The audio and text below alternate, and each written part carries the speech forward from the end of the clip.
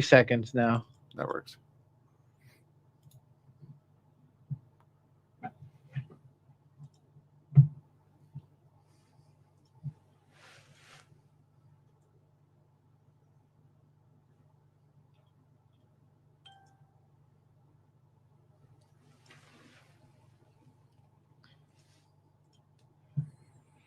All right. I'm gonna let you hear.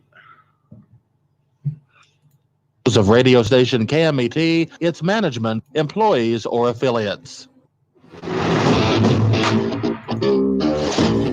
That's right. It's the morning show here on ABC News Radio KMET 1490 AM. However you're tuning in, we appreciate you on this beautiful day. It is a very nice chilly day, one of which some people are getting fired for not preparing ahead of time. Evidently, Texas in the news. And people getting fired for not foreseeing what was to come, and or I guess taking the necessary precaution, which makes sense. I think you need a little bit more of that. So we got other backlash against the Texas governor as well, which I'm just kind of enjoying. Some people calling it out what it is. We got Mr. Jesse Sanchez over there. Good morning, Jesse. Good morning.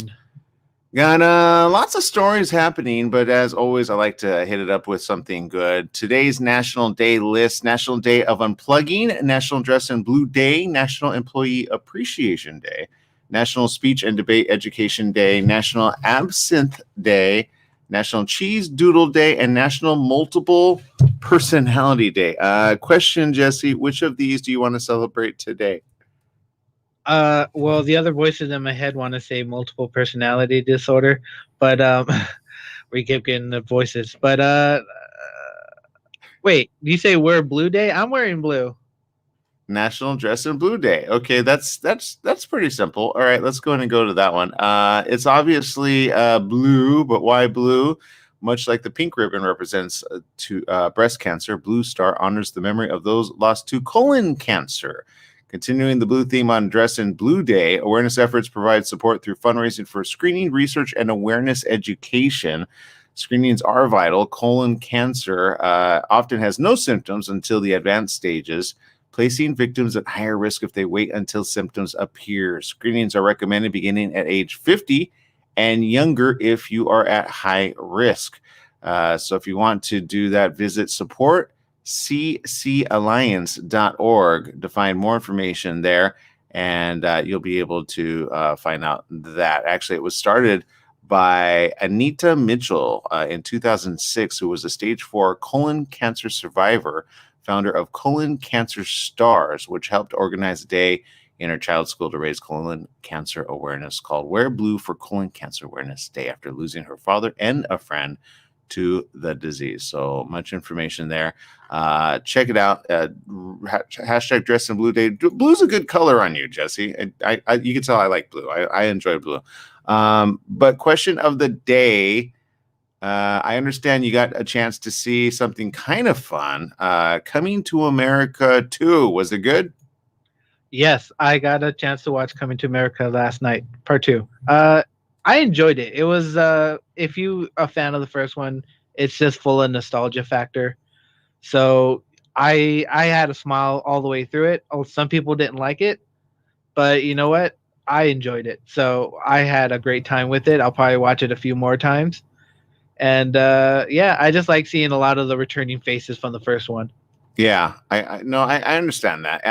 So and if you haven't seen the first one, it's a good one to see to get caught up, right? Good little part 1, part 2.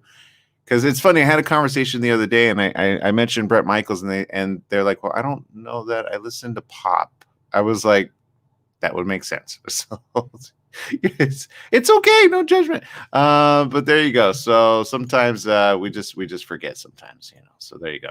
And then there is a little bit later on, we're going to be joined by 3, count them 3, really fun people around the corner.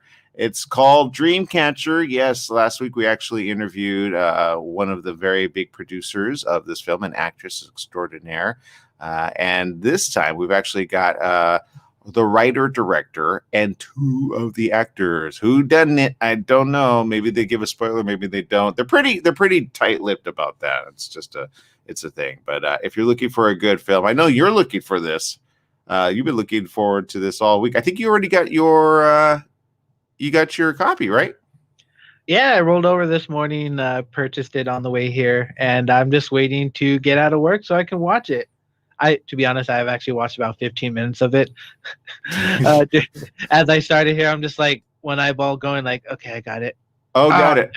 Imagine. I see how you're rolling. Okay, you're doing it during the March show. You see, and that's how you do it. That's how you do it, people. So go support Simon Goldwyn, of course, distributing that, and you could get it on all platforms. Which platform did you get it on, out of curiosity, that you watch?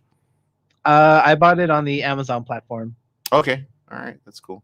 Yeah, so you have Amazon Prime, or is that how that works? I have Amazon Prime, but you can just purchase it from their store. Okay, cool.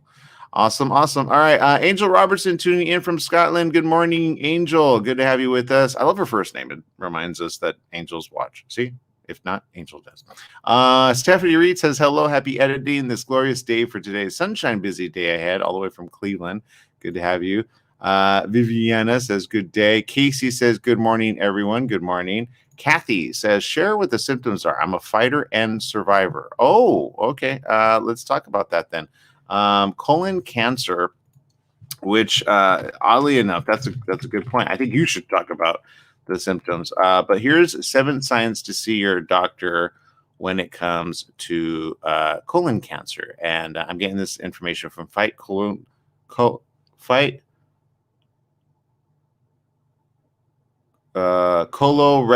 cancer. Colorectal cancer. They need a different name, but there you go. 7 signs to see your doctor. Number 1, rectal bleeding or blood in the stool. If you notice blood in the stool, make sure to talk to your doctor. Not all cases will include rectal bleeding or blood in the stool, but it's fairly common symptom and should alert you that something's not right. Tell your doctor if there's rectal bleeding or blood in the stool. Sometimes a blood test will reveal anemia, which is a low red blood cell count, which may indicate further screening is needed to discover the cause of your low blood counts. If you're experiencing bleeding, you should pay attention to the following factors: the color of the blood and or stool, whether the blood is on or in the stool, if the blood is on the toilet paper or in the toilet bowl, how often the blood occurs, and if any other symptoms accompany the bleeding. So that's 1 step. 2, ongoing changes in bowel habits. This is kind of one of those things where it's like, pretty common if you have constipation, but bowel habits vary. While some have a bowel movement once per day, others may have a few bowel movements per day. There's no standard normal for habits, but if you experience significant changes, you should seek medical attention. If, of course, you see black tarry stools, that's not good. Clay-colored stools, deep red stools, or white-colored stools, then it's something that you should check it out as well. Oddly enough, inability to pass gas is something you should, or mucus in your stool. Oh, that doesn't sound good. This is just getting me a little blah. But you could check it out. Fight colorectal cancer. Stools that are narrower than usual, that's something that you want to look out for. Frequent gas pains, bloating, a feeling of fullness, or abdominal cramps. 1 to 4 pints of gas a day. Pass gas about 14 times a day. Any obstruction in the colon, didn't know this is interesting news, can hinder your ability to pass gas. Since the colon is located in the abdomen, if colon cancer is the cause of your bloating or pain, it's not uncommon to feel discomfort in that area. Weight loss for no reason. That's another situation. Might be a sign. Feeling very tired, weakness and fatigue, and some symptoms of early stage are not always obvious or visible. It's when it's grown into later stage. So if any one of those things happen, as especially a combination of all of them, make sure to check it out. Everyone needs to get screened for cancer, colorectal cancer, starting at age 45, regardless of symptoms. Regular screening procedures can find polyps, remove them before the cancer can begin to grow, and develop into early stage cancer. If it's caught early, it's treatable, highly treatable. Some patients undergo screening, have a polyp removed or cancer discovered, yet have no idea anything is wrong. They can vary person to person. They can offer some suggestions. Again, go to fightcolorectalcancer.org. Okay, now I see, because I look like colorectal cancer, but that's...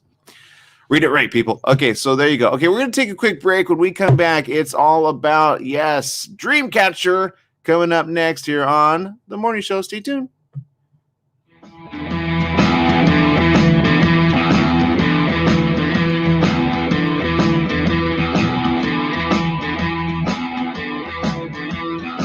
staff and family. All right, we're on break. Okay, let me bring it back really quick.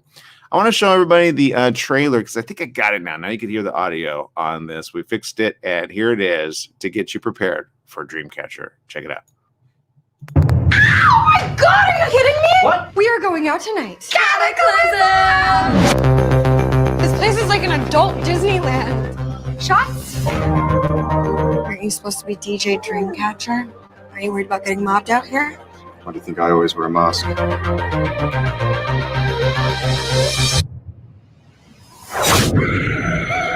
here's the deal. We will get rid of the body, and you will walk away with a compensation check. We will take them down. But we can't go in there guns blazing. We are better than that. We've got to be strong. I don't want to be strong. I want to be angry.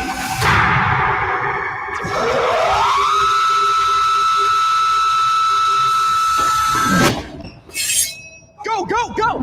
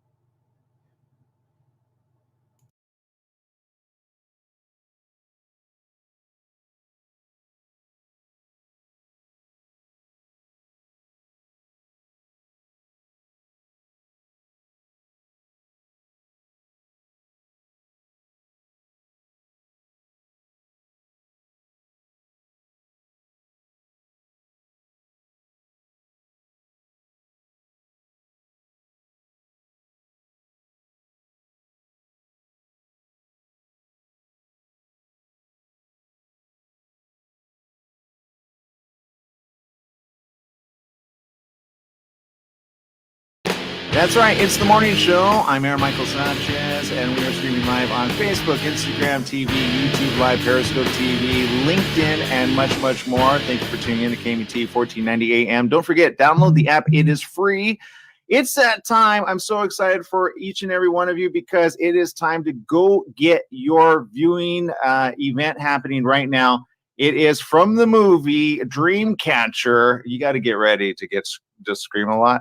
And of course, wonder who's going to take out the next person. Because I think you got to take bets as to who gets first out, first in, and then who's going to survive, who's not going to survive, and then some. But joining us right now are two people that happen to know what not to do ever in the event that they find themselves in these things. I've got the director and writer, Jacob Johnston, and Al Calderon, the actor, here with us. Good morning. Welcome to the show. Hey, good morning. How's it going? Doing good. So look, I'm going to start with either one of you. When you see this movie again and again, do you ever think maybe you should have done something differently, like run faster? Do you want to take that one out? That's a question for Jacob, I think. I could do it. I think I personally don't regret anything that I have done or did. So I think I run the perfect speed there.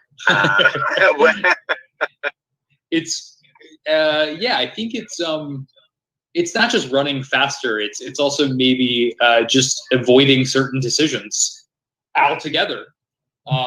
Sure.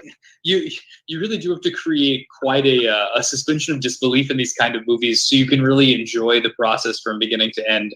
I think the death to the fun of these kind of films is the overthinking of like, well, I would have just called the police. I mean, obviously, but you never can. No, well, and there's no service, or you don't have your phone, or whatever. And you never know if they're going to do the right thing, right? You can have a spinoff of a problem there. Okay. So, question though.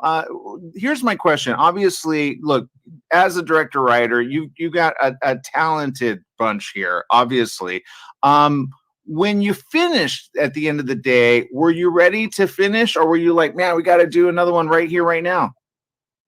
Yeah, I wish. I think it's also it's on the page too. Like something about writing an ensemble is when you get to like the death of a character you really like. There's just this moment of like kind of a loss. Like this person, and in doing it, in physical production, it's also the same feeling because you just know that like that person is gone, and you're not going to get to revisit their history and their motivations and just all the exciting things that kind of make them them. But I think that's the beauty of it, I guess, is that if you can feel as connected to these people, then hopefully the audience will also find that same connection in some way, so you get that same vibe. Because I do believe that's really important when you've got an ensemble, to try to get that audience connection in some way. Now, Al, I got a question for you as well. Obviously, joining this great team and being able to like is the genre that you're able to join. Were you ready for it? Did you have to do some preparation? Did you have to get in some mental headspace to get there, or was it pretty easy? I think Jacob's writing made it extremely easy. It leans to great writing, great directing, but also great storytelling. So I think it has the perfect combination of groundedness and also still aware. And I've said that before. What I love about Dreamcatcher is it knows who it is, and I think that's the beauty of it. And getting to work with a bunch of talented people as opposed to just one specific person, I think that also opens up the avenue to to collaborate and work with as actor. That's a dream, Well, and tell us about your character as well. Obviously, look, I understand there's a lot of good music in this film as well. I mean, I can't wait. Is there going to be a soundtrack, Jacob? Yeah, there's actually going to be there's two.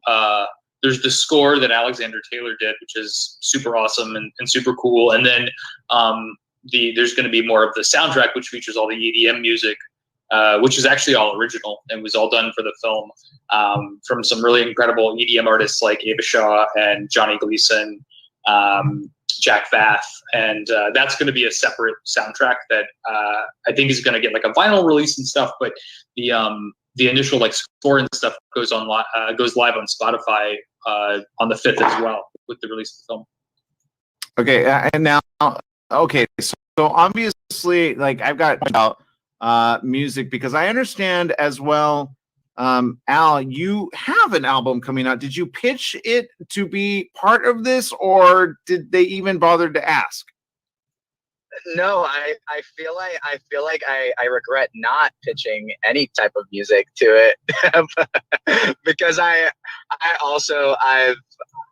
separated a little bit my artistry and my acting a little bit because they're both so different. But I mean, hey, listen, whatever sequel, however many sequels Jacob wants to do, I'll gladly hop on the next one and run the gamut on that one. Yeah, look, I say you do it. I say, look, I think 2, 3, 4, and 5 are coming out, right? I think that's where we're ahead of. Yeah, we're gonna start shooting the second one in a few months. Really? Okay. So well, no, I don't know. I mean, hopefully, but they're like, no, don't say that. Yeah, there may or may not be a script that is out there. Got it. Yeah. No, that's good. Okay, okay. Obviously, we've got a Nikki coming up pretty soon. Obviously, working with the whole cast, Crystal, we just had on last week, and the entire team there. How would you describe each other in the process of making what you were making? I'll go with you first. The great thing about doing indie projects, I think, it allows you to connect deeper with the team, because we are making something really intimate and really wonderful and out of passion for art and storytelling. So I think that was one of my favorite parts of the whole experience, even down to the audition process. So I've made friends in Crystal and Jacob and Brandon and obviously the rest of the cast as well, and it leans to who we are as artists and who we are as storytellers too. Yeah, that makes sense. And Jacob? Yeah, just to echo, I mean, what Al said. Like there's a specific mindset in the indie world, and it really does require you. There can't be an ego because one, you don't have any time for it, and secondarily, you really all have to band together and have this level of passion and conviction that every day you really believe in what you're doing. And I think Brandon and Crystal, from the top down, fostered that environment of this ability to make mistakes and to try things and to be bold and to really just bond. This film created a family kind of dynamic because we were all just in it together. We were doing a lot of night shoots, and that environment just made everything all the better from the top down.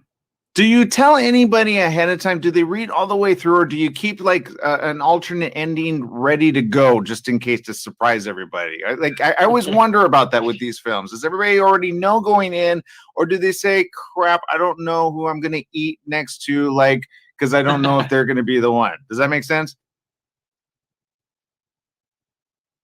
I wish that I had kept part of the script a secret. I know that they've done that on movies like Scream. But we didn't do it. I partially because the way the movie ends, it does require a certain level of it's a very emotionally driven twist.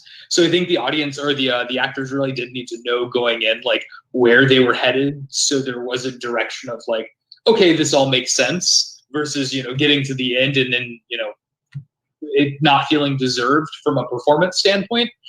So I did believe it was important for everybody to kind of be on the same page to where the story was going.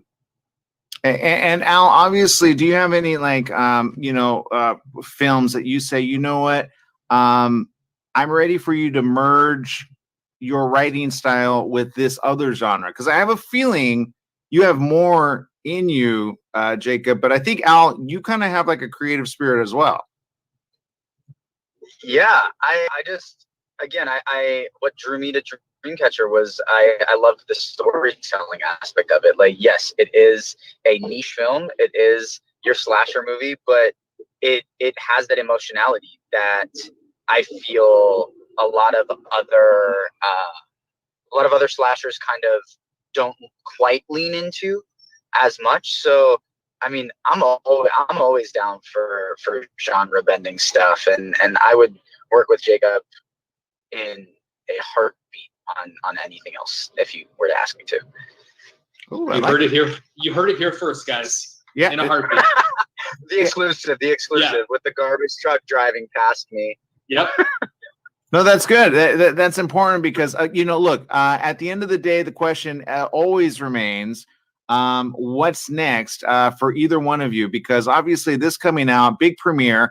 I got to imagine though, not having the red carpet experience has got to be a little because I'm sure you guys would have done it really big, right? Yeah, there was originally talk about doing kind of a small music festival type situation, and then even with the pandemic, maybe doing a drive-in and having a DJ perform and doing the whole thing. And at the end of the day, we all kind of decided that there's bigger things happening in the world that were kind of more, important to focus on in terms of, perspective. And I think, there is, yes, premieres are exciting and amazing, but there's a little bit of a self-indulgent side of it. And I think to focus on trying to make the world a better place is a little better than saying, hey, let's celebrate this movie and rub it in people's faces who aren't able to come together, who aren't able to be with people they love. And that was something, we didn't necessarily want to lean into and make a big deal out of, versus just being able to share the film with the world and letting people watch it however they're able to do it, and share that experience with them. Well, I can tell you right now, having Samuel Goldwyn behind you is a huge, huge feat, especially for this type of movie as well. Being an international phenomenon overnight, obviously has got to feel good. I understand this is your first time, your debut as a feature film, but I'm sure this isn't your first situation that you've ever been in, right? No. Yeah, it's my feature film debut, but I did the music video and short route for many years, and I I worked in a studio, at Marvel Studios for about 7 years, and I ran development at a horror company for a couple years, and so it's just all translatable experience in terms of just being able to build upon storytelling techniques and working with really like-minded, incredibly talented people. Now, Crystal mentioned, did you also have the ability, like that mask is partially one with you? Like, do you own that mask right there? Is it like if I see it, like, is it there? I wish, because you brought your Marvel experience, right? Yeah, we hired. I worked with a guy, Josh Herman, who I used to work with at Marvel, who designed Groot for Guardians of the Galaxy, the film, and did a lot of the Iron Man suits. And this guy's just an incredible artist who really thinks outside the box. And when I brought him on board to help conceptualize the mask, he really brought that to life in so many ways. We were influenced by, obviously, Brian De Palma's Phantom of the Paradise. We were influenced by this very chic exaggeration of a human facade, and introducing elements of barn owls, which just kind of have a very haunting but beautiful kind of facade. And yeah, Josh, I give all credit to him because he did the sketches, he did the 3D model that eventually led to the 3D print. That is the final mask that we see today. Yeah, I have to say, you guys are getting some big kudos over there in the social media chat room. William Forshawn says it's totally cool to celebrate you and the team for accomplishing the task.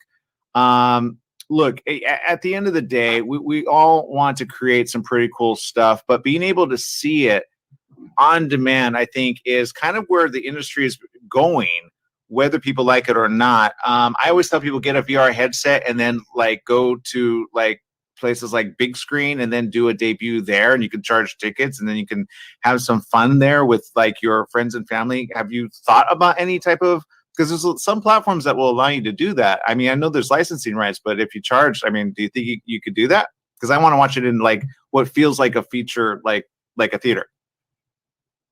I think those are amazing thoughts. I'm sure that maybe people above me have had those conversations. I'm just kind of along for the ride, and I would love it if we were able to experience, because I do believe it's a movie. If you watch it safely with your friends or family, obviously be safe, but I think it is a movie that does lean into the air of wanting to be seen with a group of people. You to be able to talk about it, to be able to experience it. I think that the more fun usually comes from those kind of films and those kind of setups. Well, technically, it's the best date movie you can do. So, I mean, I don't know if anybody's dating right now. I'm recently single, ready to date. My question is, though, I mean, right? Because that you probably make a lot of relationships happen based on the horror genre. You do know that, right? I hope so. Al knows. No, I just think I laugh because it's real. It's every premise of any show that I remember even watching as a kid or whatever is that was the place to take your date. Yeah. So that they had an excuse to jump into your lap or your arms. Yeah, it was that moment they would just latch on to you. There are drive-ins. I'm just saying, are we going to see this in a drive-in anytime, Jacob? Well, my screen is. I know. I was wondering, are you okay over there? Because I didn't know if something was attacking you, if there was a rat, or if there was a gerbil. What's going on? My battery started to die, and my computer, the only. Of course, it's dying. It's the feature film. Everybody dies, right? So I'm trying to jerry rig the thing, and then it pulled, and because my battery was dying, it just was a mess. So I apologize. It's okay. Now you're super close to my cantaloupe-sized head. I forgot the question. Look, it's in theaters pretty soon, but it's in your own personal home theater, right? Your home theater experience. You can get it on video on demand. This is everywhere, right? What are some of the platforms we can check it out? I know Vudu and some others. Vudu, Amazon, iTunes, Fandango. Those are the ones that I know off the top of my head. But I'm sure that if you've got digital or on-demand platforms, you could probably find it on there. And that's domestically. We have some international release dates that will be announced hopefully in the next couple weeks as well. Okay, awesome. And Al, how do we find some of the great music you're doing? I see you like a lot of Nirvana over there. I'm a liar. I just liked the T-shirt. Ah.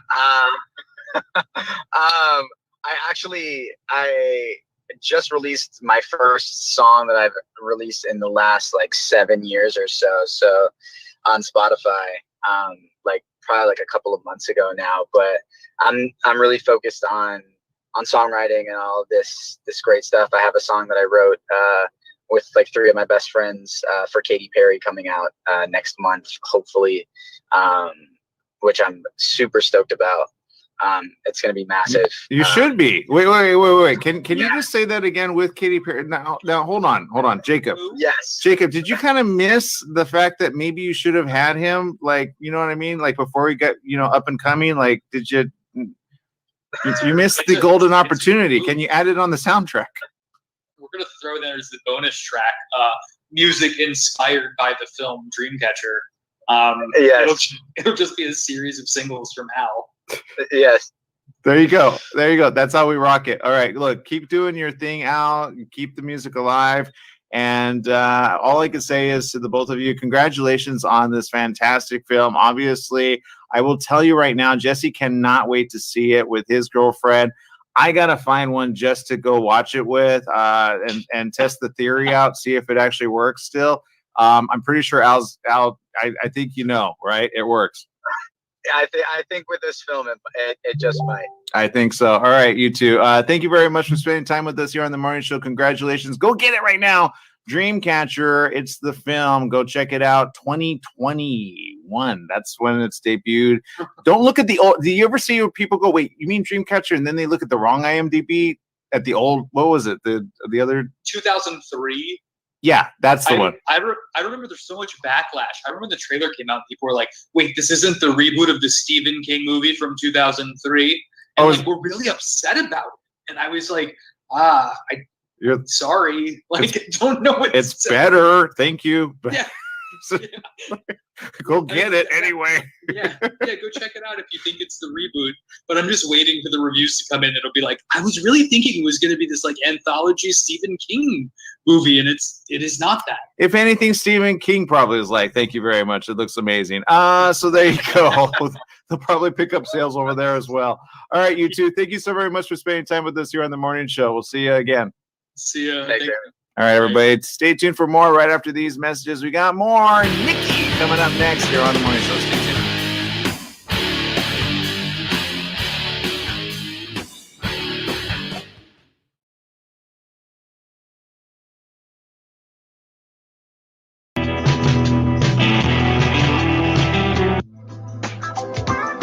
Tried shipping a package lately? It's amazing how difficult and time-consuming it can be. Packing envelopes, boxes, second-day ground, next-day air, it's all enough to give you a headache. Next time, do yourself a favor, go with the pros at the UPS store in Beaumont. They'll pack it right and let you know all your shipping options. You can also take care of everyday tasks like copies, faxing, notary services, and live scan fingerprinting.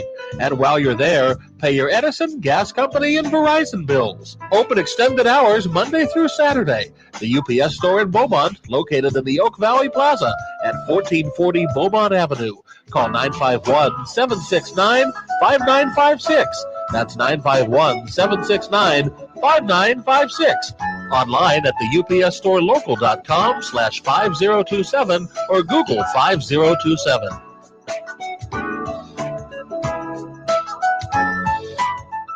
Top Line Industrial Supply, your destination for industrial tools and supplies. We make hoses while you wait, hydraulic, air, water, and custom brake lines. Take advantage of our large selection of fasteners from grade 5 to grade F911 and a full line of stainless steel bolts. Our no-cost outside shop service keeps you stocked at no extra charge. Come by one of our 2 convenient locations in Beaumont and Temecula and visit top-lineindustrial.com.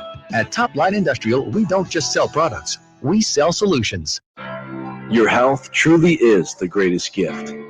At U-Theory, quality of life is at the heart of every product we make. From farm to shelf, we travel the world to source the purest, most efficacious, and clinically studied ingredients to create science-backed supplements that support beauty, emotional, digestive, and physical well-being. All U-Theory products are manufactured at our Southern California facility, ensuring the highest quality standards every step of the way. As a family-owned company, we celebrate the power of human potential with a mission to inspire wellness in all. Try U-Theory Immune Plus Daily Wellness. 100% daily values of vitamin C, D3, and zinc. Go beyond the you of today and catch the you of tomorrow. U-Theory.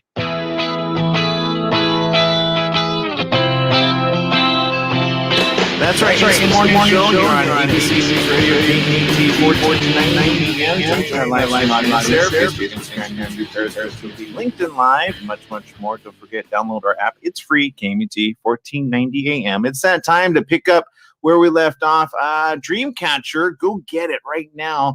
It's definitely a weekend watch, a forever watch, and something that I think you're going to be wanting to watch for quite some time. We've got with us Nikki Koss. Good morning. Welcome to the show, Nikki. Hi, thank you for having me. Nikki, obviously, look, we just had the boys on, and they said a lot about this film. I got to imagine you probably know some of the things that they probably think of your character. Oh, gosh. Was it good stuff or? When is it not? But look, for those that, because and it's so hard to dance around the whole film if you haven't seen it, but because I mean, we know people get killed, we know people are going to get slaughtered, we know people are going to get their heads bashed in just based on the previews. So my question though is, is this the type of film you normally would watch anyway? It's funny, I've been asked that a lot throughout the press for this film, and the answer is yes and no. Yes, because it's sexy and it has, a young ensemble cast and it has great music and it's kind of a psychological thriller in a way, which I love. But I'm not a big thriller horror fan, so I wouldn't normally gravitate towards a movie like this just based on the genre alone. But on the music, I got to imagine you're like captivated, right? Yeah, totally. I mean, I'm not even a big EDM person. I love the music in this movie. I think it's really cool and has like a kind of an 80s flair. It's super fun. Yeah. Okay. So Nikki, obviously, you're no stranger to zombies, right? You've had zombies in your past. I don't know if they were past loves or future loves.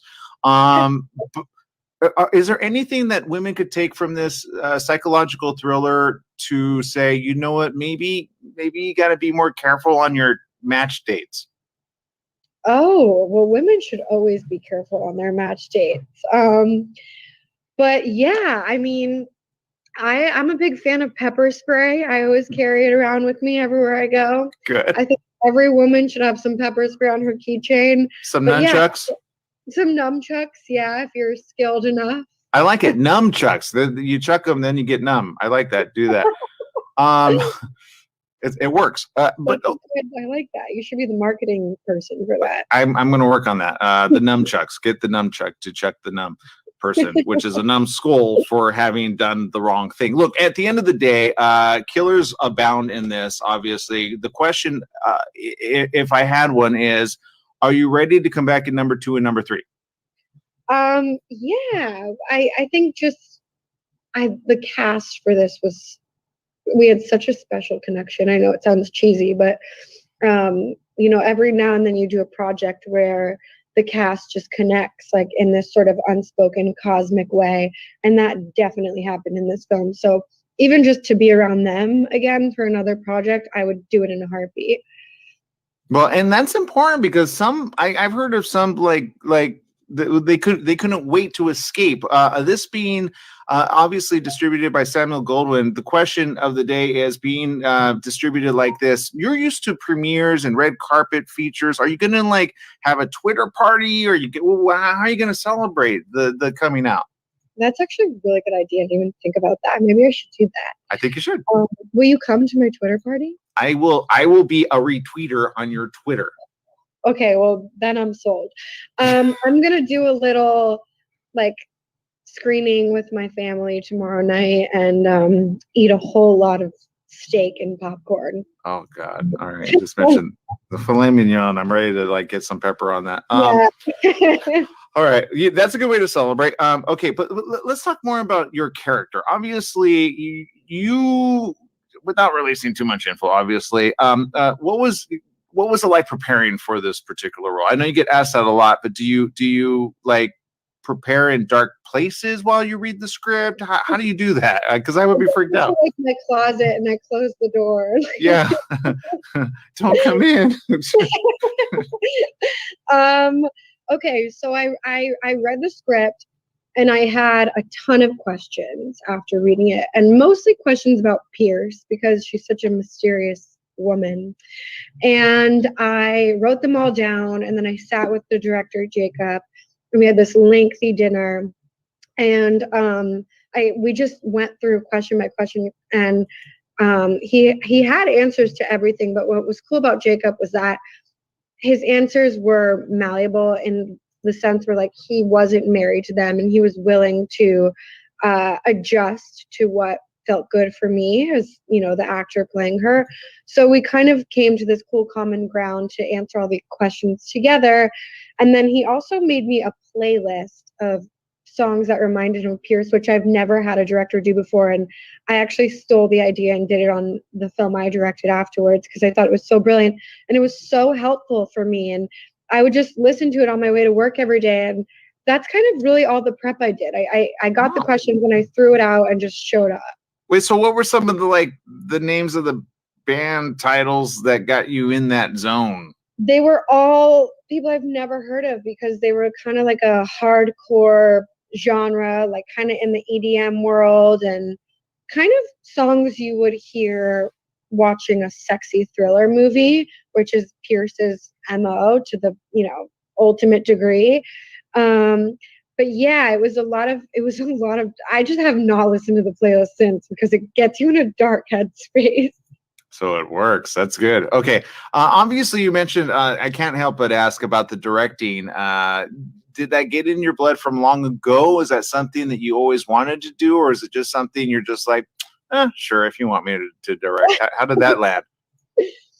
So I've been acting for about 10 years. And a couple years into that, I realized very quickly that you can only do so much to progress your acting career, except, you know, there's a lot of just waiting to be chosen and auditioning.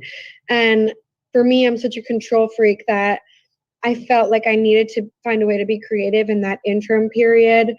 And my only thing that I could think of at the time was to remain still in the entertainment industry was writing and directing. So I started doing it kind of just out of necessity and boredom. And then I quickly just fell madly in love with it. Nice.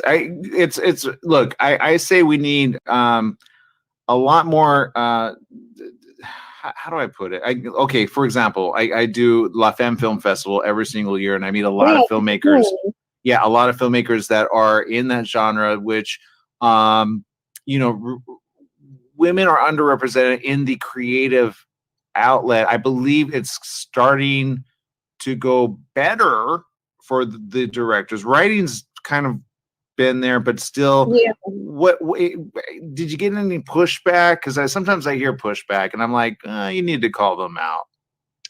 Yeah, oh, I get pushback all the time.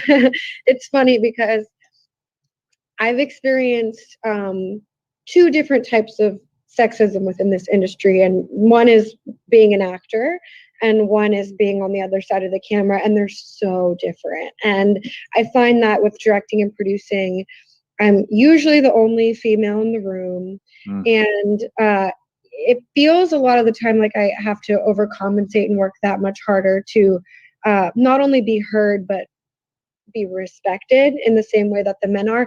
And I think, you know, not to call anyone out, but I think it's very much like a subliminal thing that we're just used to. And it's just sort of a matter of how the system works.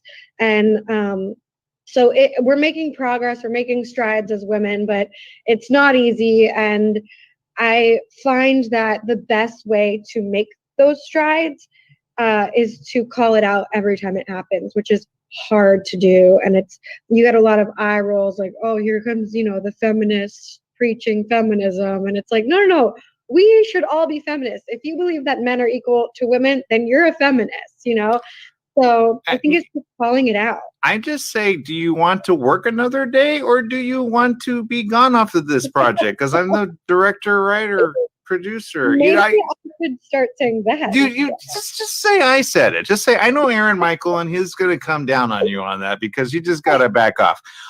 Look, no, but it's true. Sometimes you got to flex your muscle just a little. You know what I mean? Just be like, hold on, where's your name on this list? Oh, there you are. Okay, so do you want to be on vacation for now till forever?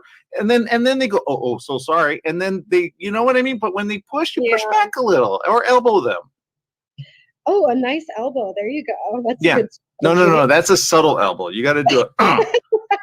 You got to knock someone over with the elbow. Yeah, not here. Let's work on that. Just do the elbow. Like that. That was a jugular one. That was that was like boom, like right. So you that's what the ladies gotta do sometimes, or just punch them really hard. And they'll be like, I'll like break my elbow on something by accident. Yeah, no, don't break the elbow. No. Just hit the jugular. It's very simple. Okay. Look, I go next level. What? You got to defend yourself. Yeah, you got to do that. Speaking of which, I think martial arts is in your future. Is that true? Well, I'm a very tiny human. I know it doesn't look like that on TV, but I'm very small. So I've always wanted to take some sort of like self-defense class. It's on my bucket list. So yes, Aaron, it's in my future. I just need to get around to it. You're gonna do it soon, I guarantee it. You got to do the are you a gymnast by chance? Like, I am pretty much the opposite of a gymnast. I can't even touch my toes. That's even better, because then when you hit, you just roll with the punch. You get it? You go like that, and then you hit them and they go, it works really good. Really, you're on fire. I'm taking Wing Chun. That's why I'm like, So let's just, learn it. Okay, look, this movie is already out, ready for people to watch. Obviously, you're gonna enjoy it with some popcorn, some steak, and some filet mignon, I'm hoping. The question of the day is, how do we follow you in your great career? Because I understand the next film that you're coming out, or that you're directed, when's that going to come out? That is a good question. I wish I knew the answer. It will be out by the end of the year. That is guaranteed. And as far as following me and keeping up with me, my handle on everything is at Nikki Koss. And I only spell my name with one K. Got it. Nikki with the K. Okay, awesome. And or a I'm just telling you, just work it. Yeah, you got it. Yeah, one or the other. All right. Thank you very much for spending time with us. Again, it is out right now. Dreamcatcher. You got to get ready for that. It is a killer night out. So be careful out there. And if take your self-defense classes, I'm telling you, once you watch this, you're just gonna be like, ladies, you can take a chaperone and take some mace and a little bit of the brass knuckles. Yeah, exactly. All right, make it a great evening. Thank you for spending time with us here on the morning show. Thank you so much. Bye, guys. All right, we gotta take a quick break. We'll be right back with more right after these messages. Stay tuned.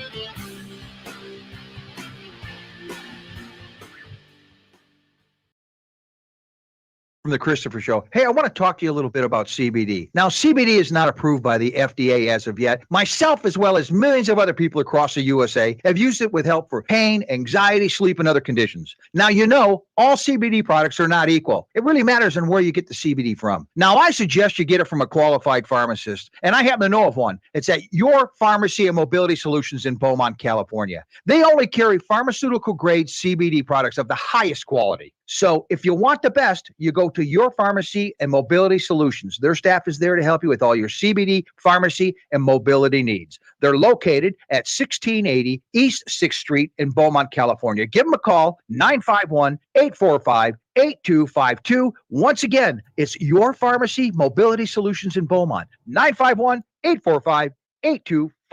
Once again, it's Your Pharmacy and Mobility Solutions in Beaumont, California, 951-845-8252. Hi, I'm Frederick Penny of Penny & Associates Injury Lawyers. I bet you're tired of hearing lawyer commercials. So just relax and listen to music for a few seconds.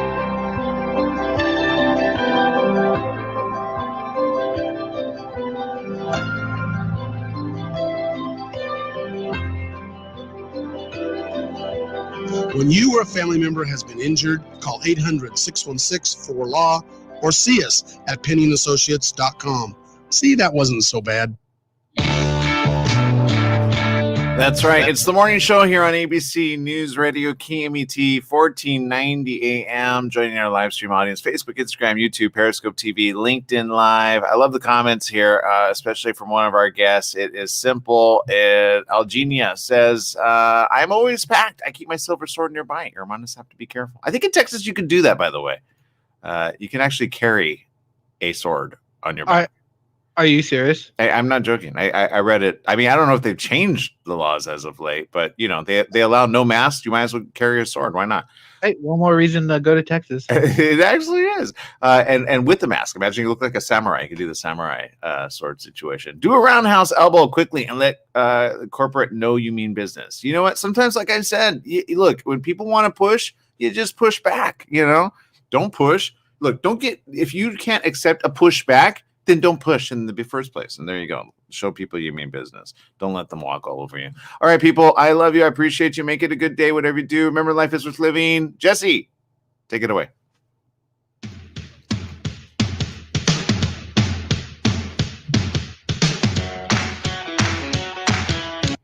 And for the rest of you, go check it out. Dreamcatcher. It's already out. You can go get your copy right now.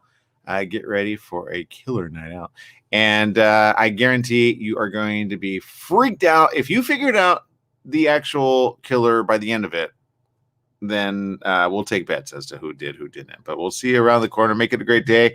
And remember, enjoy life, especially if you got killers in it. You just got to learn your self-defense and then do your thing. But, this is the type of thing to make sure that you're at least aware that people like this do exist. All right. Bye-bye, everybody.